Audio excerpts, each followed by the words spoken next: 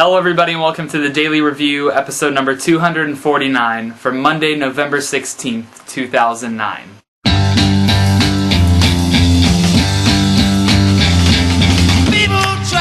And the film I'm going to be reviewing for you guys today is Pirate Radio, or as it's known in the UK, The Boat That Rocked.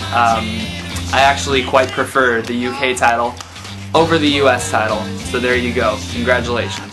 Pirate Radio is directed by Richard Curtis, who is basically the guy who brought us Love Actually, Notting Hill, Four Weddings and a Funeral, I believe Bridget Jones' Diary. He's pretty well known as far as the popular British films that have come over to America, and I don't know anybody for that matter who has seen Love Actually and hasn't liked it, so there you go. Pirate Radio stars Philip Seymour Hoffman, Bill Nighy, Rhys Darby, Rhys Ifans, Nick Frost, Kenneth Branagh, January Jones, and Emma Thompson, and a few other characters here and there that you would probably recognize. I believe two of the actors from the IT Crowd, which is a British series that a lot of people like. I haven't really gotten into it yet, but a couple people from that are in this film as well.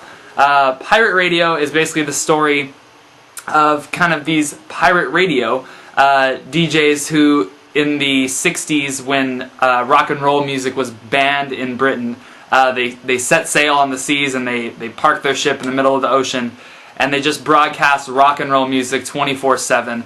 And this is the story of a radio station known as Radio Rock. And the government basically gets wind of it, and they want to shut them down. And Radio Rock is doing everything in their power to keep rocking for you.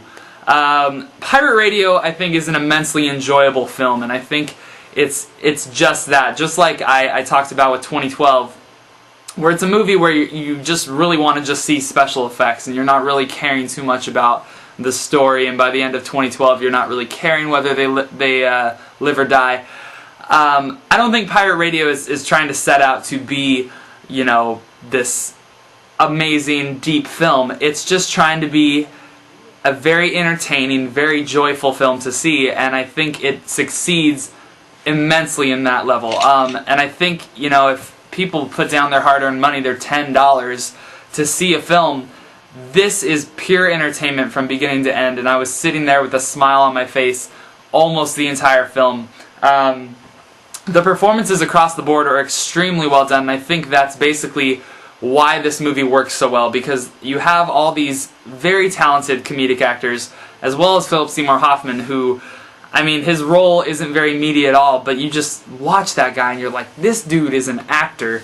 And they're just in these scenes together, and some of them could be seen as you know, very blasé and not really moving the story forward. I think there's a scene involving whether or not Philip Seymour Hoffman is going to say the F word on radio. And there's another scene involving Never Have I Ever, and it's, you know, take a drink if you've done this sort of thing. And they're what people might think are throwaway scenes are actually quite comedic and kind of what make Pirate Radio the film that it is, and I respect it and applaud it for that. That being said, I think from a critical standpoint, there are a few storylines that don't get fully fleshed out and aren't fully developed. There's a storyline involving the kid that's on the boat who thinks that his father might actually be on the boat with him.